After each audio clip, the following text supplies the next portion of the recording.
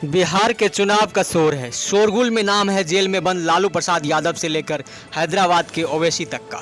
मुख्य मुकाबला है नीतीश कुमार और तेजस्वी यादव के बीच, और इस मुकाबले को दिलचस्प बनाने के लिए अलग से है उपेंद्र कुशवाहा, पप्पू यादव और चिराग पासवान। गठबंधन और महागठबंधन का भी दांव खूब चला जा रहा है। हर पार्टी अपनी पूरी मेहनत कोरोना संकट के बावजूद झोंक रही है।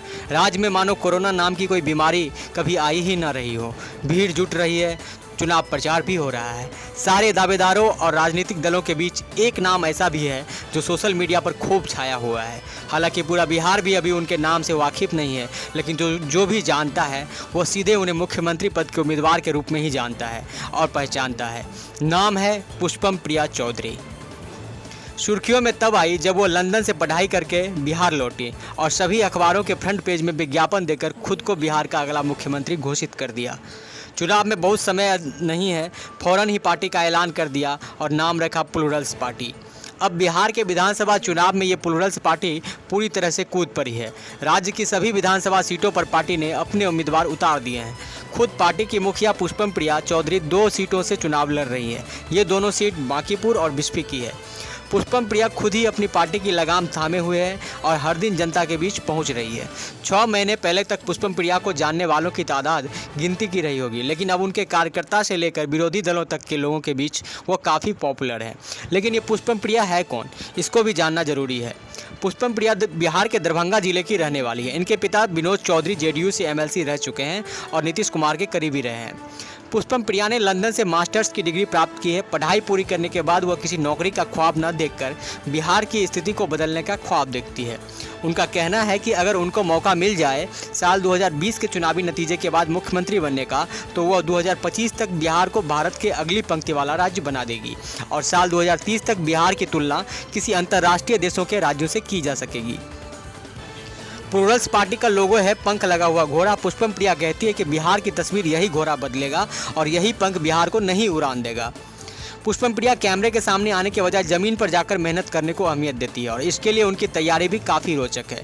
इसलिए उन्होंने अपना जनसंपर्क अभियान भी नीतीश कुमार के शहर नालंदा से शुरू किया था और इसी दौरान पुष्पम प्रिया ने कहा कि ये शुरुआत है बिहार के बदलने की। अब यहाँ विश्व स्तर की शिक्षा के व्यवस्था की बात होगी, कृषि में एक नई क्रांति पैदा होगी और बिहार में वैश्विक तरीके के उद्योग लगाए जाएंगे।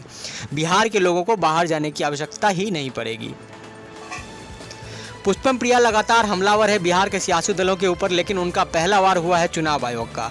चुनाव आयोग ने 28 प्लूरल्स उम्मीदवारों का नामांकन खारिज कर दिया है, यानी पुष्पम प्रिया के 28 सिपहसालार पहले ही होड़ से बाहर हो गए हैं। पुष्पम प्रिया बिहार में क्या गुल खिला सकती है, इस पर चर्चा करना जल्दीबाजी होगी, लेकिन जिस एजेंडे के साथ पुष्पम प्रिया मैदान में आई है वह शायद बिहार की राजनीति को बदलने की एक हल्की सी कोशिश हो।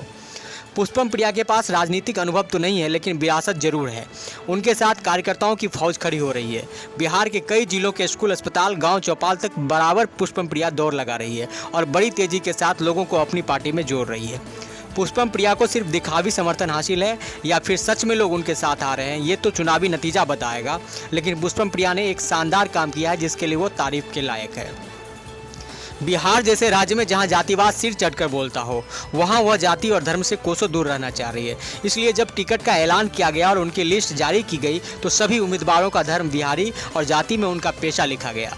ये एक अनुभव था, लेकिन जातिवाद और धर्म के खेल को चुनाव से दूर रखने के लिए अच्छी कोशिश है।